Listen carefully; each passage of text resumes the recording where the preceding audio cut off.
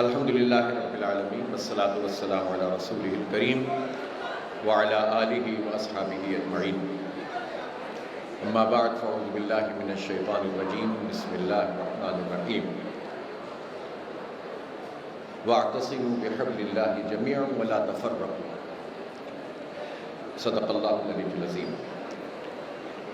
بہت ہی قابل احترام صدر الخدمت فاؤنڈیشن پاکستان جناب ڈاکٹر حفیظ الرحمان صاحب، ہمارے تمام ذمہ داران الخدمت، جماعت اسلامی پاکستان کی secretary general doctor Umera Tariq صاحبہ، اور میرے بہت ہی عزیز والنٹیئرز، طلبہ و طالبات، نوجوانوں، السلام علیکم ورحمۃ اللہ وبرکاتہ۔ سب سے پہلے میں الخدمت فاؤنڈیشن کو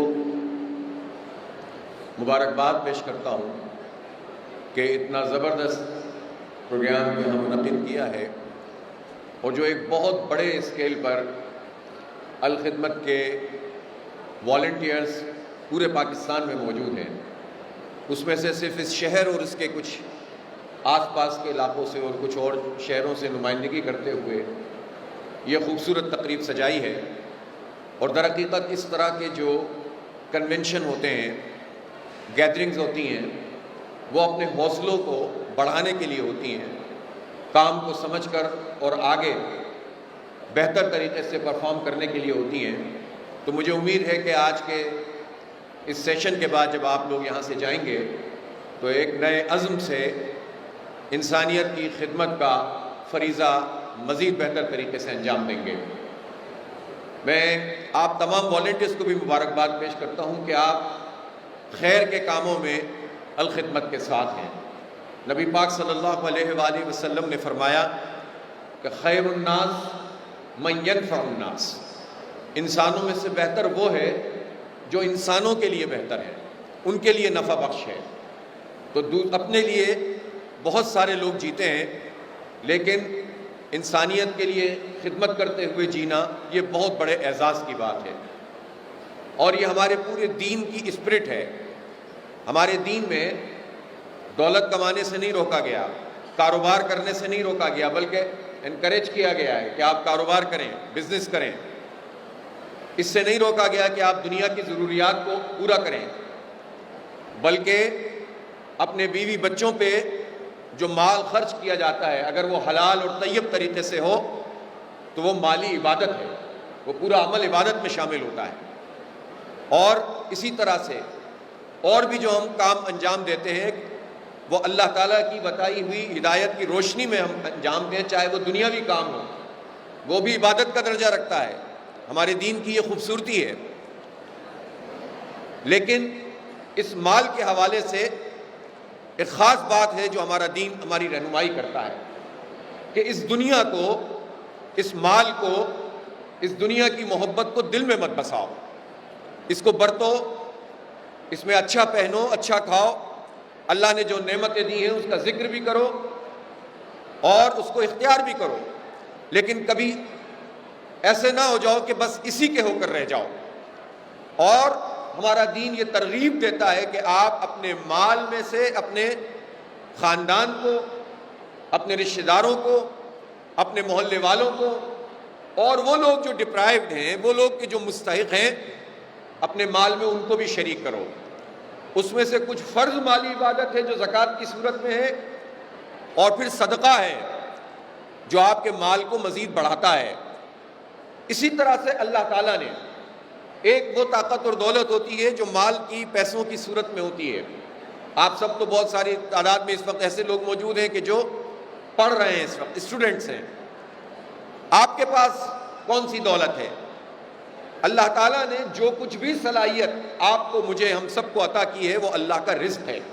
رزق کا تصور صرف کھانے سے نہیں ہے، رزق کا تصور صرف پیسوں سے نہیں ہے، روپے ڈالر سے نہیں ہے۔ رزق کا مطلب یہ ہے کہ اللہ نے اگر کوئی صلاحیت دی ہے کسی کو بولنے کی، سننے کی، چلنے کی، لکھنے کی، تقریر کرنے کی، کسی کو کنونس کرنے کی، اپنے اندر یہ صلاحیت جو کچھ بھی اللہ نے کسی کو دی ہے وہ صلاحیت اللہ کا رزق ہے، اور یہ رزق اگر اللہ کے راستے میں خرچ ہو، اللہ کی مخلوق جس کو نبی پاک صلی اللہ علیہ وسلم نے فرمایا کہ الخلق عیال اللہ، مخلوق اللہ کا کنبہ ہے، اللہ کا خاندان ہے، تو اللہ کے خاندان کی جو خدمت کرے گا تو اللہ تعالیٰ کہتا ہے کہ گویا وہ میری معاونت کر رہا ہے، حدیث میں آتا ہے، اور میں اس کو بہترین اجر عطا کروں گا۔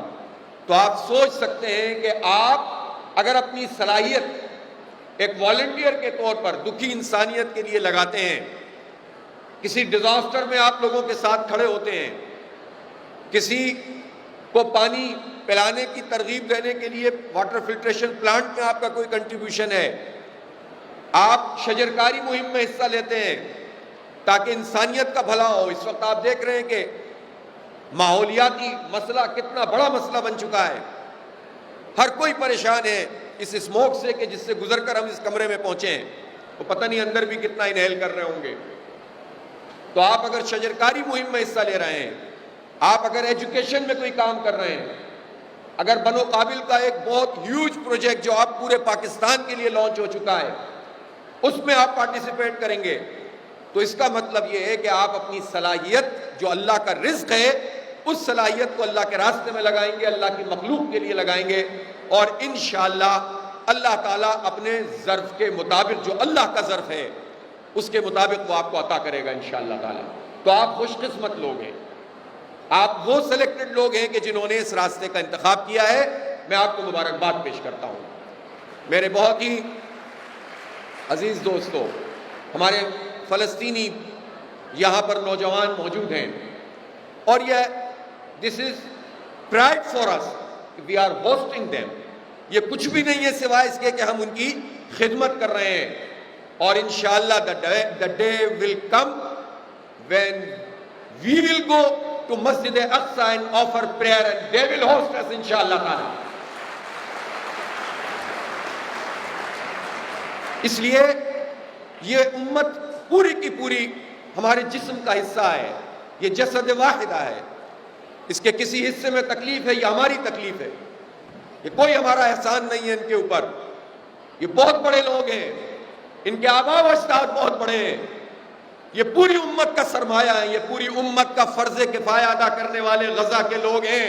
ان کی عزت کریں، ان کی تکریم کریں، اور ان کی خدمت میں جو کچھ کر سکتے ہیں وہ کریں۔ اور یہ تو صرف علامت ہیں، بلکہ اس وقت جو صورتحال غزہ میں موجود ہے جس کی ایک عکاسی جناب ڈاکٹر حفیظ الرحمان صاحب نے کی ہے، ہم سوچ بھی نہیں سکتے جس تکلیف اور جس کرب سے وہ لوگ گزر رہے ہیں۔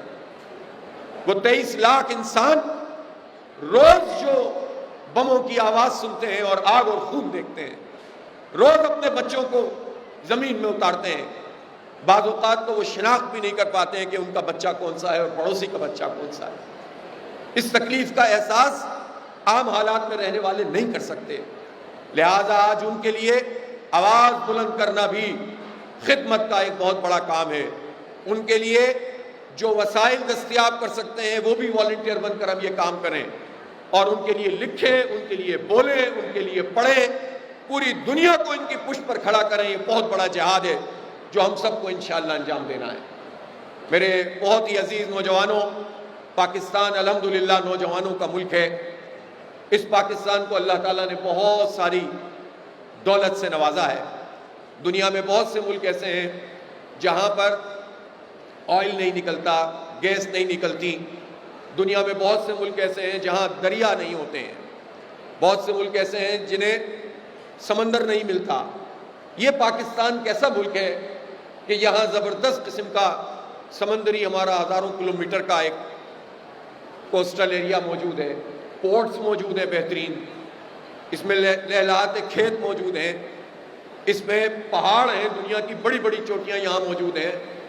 یہ ملک ایسا ہے کہ جس میں بہترین دریا موجود ہیں، جس میں خزانے ہیں، جہاں سونا نکلتا ہے بعض جگہوں سے، جہاں کرومائٹ ہے، جہاں کاپر ہے اور آئل نکلتا ہے، گیس نکلتی ہے۔ اتنے بڑے خزانوں والا یہ ملک ہے۔ ہزاروں سال یہ یہاں کے لوگوں کی اور جتنی بھی پروپورشن سے آبادی بڑھتی رہے اس کے خزانے اس کے لیے کافی ہیں، کسی سے مدد مانگنے کی ضرورت نہیں ہے۔ تو پھر مسئلہ کیا ہے؟ مسئلہ یہ ہے کہ جو لوگ لیڈ کرتے ہیں پولیٹیکلی اور ایڈمنسٹریٹولی، وہ لوگ کیپیبل نہیں ہیں، ان کے مفادات عوام سے وابستہ نہیں ہے، بلکہ چند خاص لوگوں کا مسئلہ ہے، جس کے نتیجے میں وہ چھوٹا سا طبقہ ہمارے اتنے بڑے وسائل کو ہڑپ کر لیتا ہے۔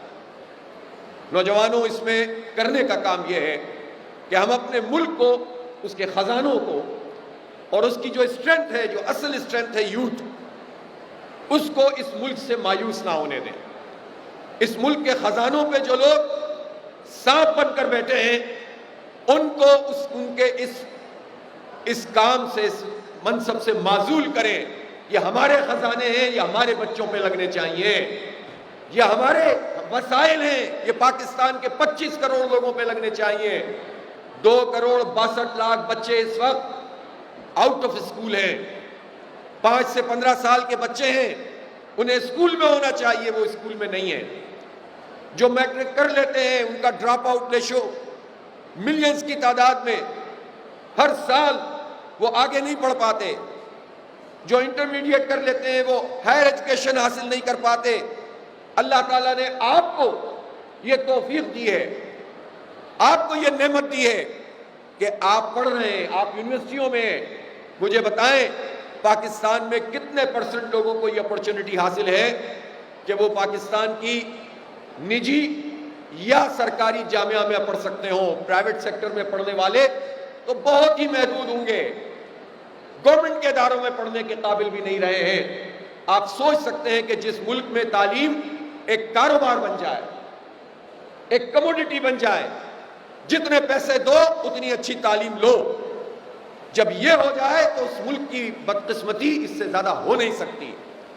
لہذا ایجوکیشن ہر ایک کا حق ہے، اور ایجوکیشن میں بھی تقسیم نہیں ہوگی کہ زیادہ پیسے والوں کو زیادہ اچھی ایجوکیشن اور کم پیسے والوں کو کم اچھی ایجوکیشن۔ پاکستان کا شہری ہونے کی حیثیت سے نوجوانوں، ہم سب کا یہ حق ہے، چاہے امیر ہو، مڈل کلاس ہو یا غریب، سب کو ایک جیسی تعلیم ملنی چاہیے، ایک نظام، ایک نصاب، ایک زبان ہونا چاہیے۔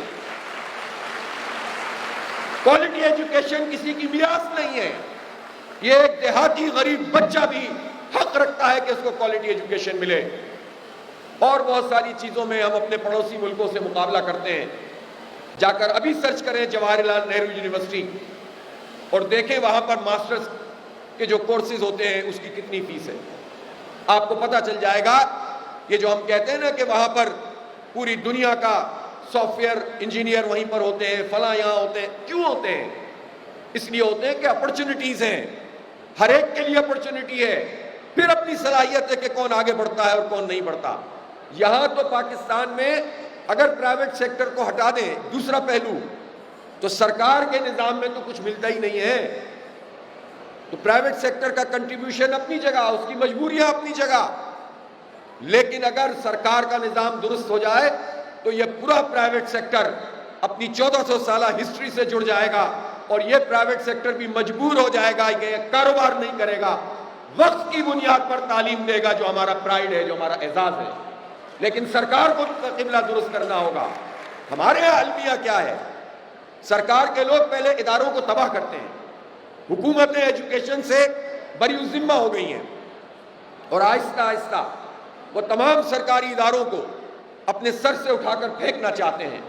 آپ نے ابھی سنا ہوگا 13,000 اسکولوں کو، 13,000 اسکولز، پنجاب حکومت نے فیصلہ کیا کہ وہ اب سرکاری نظام میں نہیں چلیں گے، سرکار صرف پیسہ دے گا اور این جی اوز کے حوالے کر دیں گے۔ این جی اوز خوشی خوشی دوڑ کر جاتی ہیں کہ چلو ہم کو یہ خدمت کر دیں، لیکن یہ بہت چھوٹا سا فائدہ ہے۔ 13,000 اسکولوں میں سے کتنے ہیں کہ جو بہتر طریقے سے چل پائیں گے؟ پھر ہر ایک کا اپنا اپنا ایجنڈا ہوتا ہے، گویا سرکار اپنی ذمہ داری اپنے سرکار سے منتقل کر کے دوسروں کے حوالے کر رہی ہے، اور آہستہ آہستہ پھر ان کی مانیٹرنگ کا سسٹم بھی ختم ہو جائے گا۔ اس کے نتیجے میں بنیادی طور پر جو حکومت کا کام ہے، تعلیم فراہم کرنا اور یکساں تعلیم فراہم کرنا، ایک جیسی تعلیم فراہم کرنا، حکومت اس سے پیچھے ہٹ جائے گی، اور پھر نجی شعبے میں جو دوڑ ہے وہ مزید آگے بڑھے گی۔ یہ خطرناک ہے پاکستان کے لیے، اس کے خلاف نوجوانوں مزاحمت کرنی ہوگی۔ اپنی تعلیم کو بچائیے، اپنی نسل کو بچائیے، اپنے آپ کو بچائیے، اپنے ملک کو بچائیے۔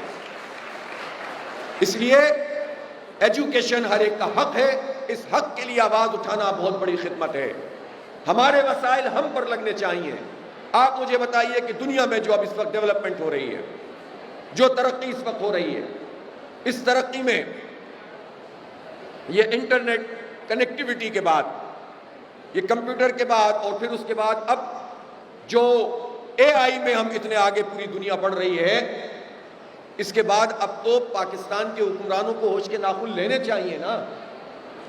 لیکن کوئی قدم ایسا نہیں اٹھایا جا رہا جس کے نتیجے میں آنے والے حالات میں ہم کمپٹیشن میں بھی پراپر طریقے سے آ سکیں۔ ہماری اس وقت جو آئی ٹی ایکسپورٹ ہے وہ $3 بلین ہے صرف، جبکہ آپ کمپیریزن کس سے کریں گے؟ ظاہر پڑوسیوں سے کریں گے۔ بات چیت کرنے کے لیے تو بہت بےتاب رہتے ہیں کشمیر کو ایک طرف رکھ کے، لیکن یہ نہیں دیکھتے کہ $227 بلین کی انہوں نے آئی ٹی ایکسپورٹ کی ہے ایک سال میں۔ وہ ہم سے اگر 5 گنا بڑھے ہیں تو $15 بلین ہونی چاہیے تھی، 25 ہونی چاہیے تھی، 30 ہونی چاہیے تھی۔ وہ 227 پہ کیوں ہیں اور ہم 3 پہ کیوں ہیں؟ تو یہ ذرا سے اقدامات درست کر لیے جائیں تو ہم بہت آگے جا سکتے ہیں۔ تو جہاں ہمیں آگے بڑھنا ہے وہاں انٹرنیٹ ہی اگر پراپر طریقے سے کام نہ کرتا ہو، وہاں ہم اسی جھگڑے میں پڑے ہوئے ہوں کہ ٹویٹر چلنا چاہیے کہ نہیں چلنا چاہیے، وہاں وی پی این لگا کر لوگ کام کریں تو اس میں بھی روکا جاتا ہو۔ آپ ایک ریگولیشنز بنائیں، بےہودہ قسم کی ویب سائٹس بند کرنے میں تو سب کہیں گے کہ بند کرو۔ لوگ اگر سمجھتے ہیں کہ ملک کے خلاف کوئی چیز ہے تو کوئی بھی گوارا نہیں کرے گا۔ پاکستان اور اسلام کے خلاف کوئی مواد ہے تو آپ اس پہ کارروائی کریں، لیکن یہ رائٹ آپ کو کس نے دیا ہے کہ اس دنیا میں آپ ہمیں تنہا کر دیں؟ اور ہمارے پاس اگر اپرچونٹی کوئی اس وقت ہے تو وہ یہ ہے کہ ہم آئی ٹی میں بہت آگے بڑھ سکتے ہیں۔ اگر ذرا سے اقدامات درست کر لیں تو آئندہ 2-3 سال میں ہم $20 بلین کی آئی ٹی ایکسپورٹ کرنا ہمارے لیے کوئی ایشو نہیں ہے۔ جتنا بڑا اسٹف ہمارے پاس الحمدللہ موجود ہے، لیکن حکومت یہ کام اگر نہیں کرے تو اس کے لیے بھی آواز اٹھانی ہوگی۔ لیکن ظاہر سی بات ہے کہ صرف تنقید کر کے مسئلہ حل نہیں ہوتا۔ ہم نے اس بات کا فیصلہ کیا کہ ہم اپنے بنو قابل پروجیکٹ کے تحت جو کر سکتے ہیں وہ کریں گے، اور پھر ہم نے اس کا آغاز کیا۔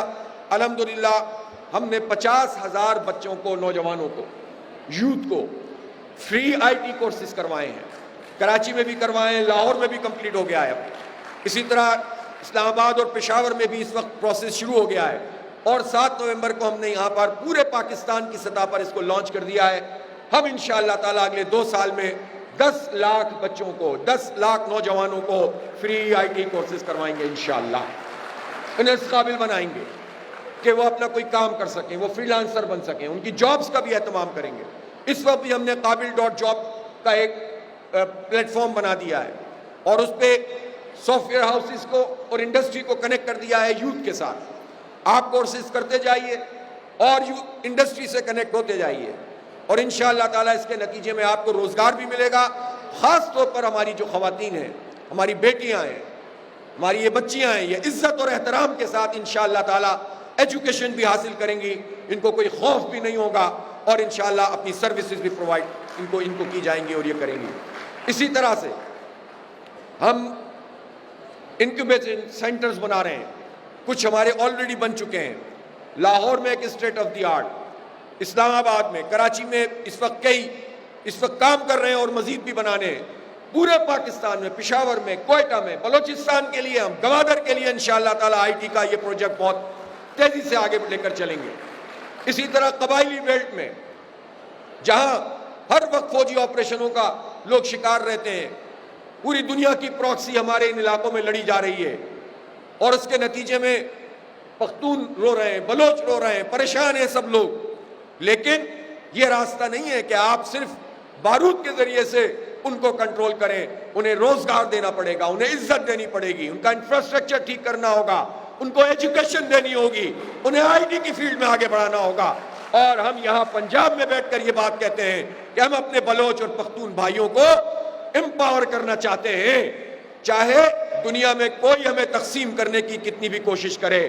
اور ہم یہ چاہتے ہیں کہ یہ بلوچ اور پختون نوجوان بھی خاص طور پر ان تمام ایکٹیویٹیز کا حصہ بنے جو انسانیت کے لیے ہو, جو سب کو حق دیتی ہو.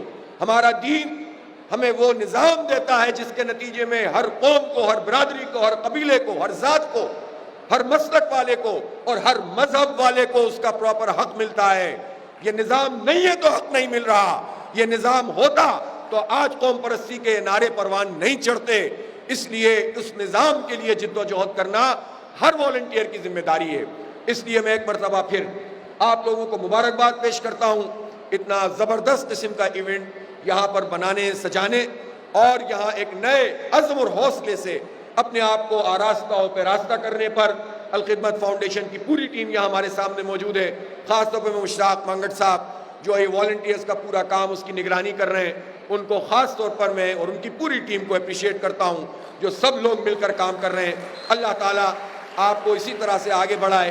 پھر میں دیکھ رہا ہوں کہ اب اندازہ کرنا مشکل ہے کہ اس طرف والی ہماری بیٹیاں اور یوتھ زیادہ ہیں یا یہ لڑکے زیادہ ہیں.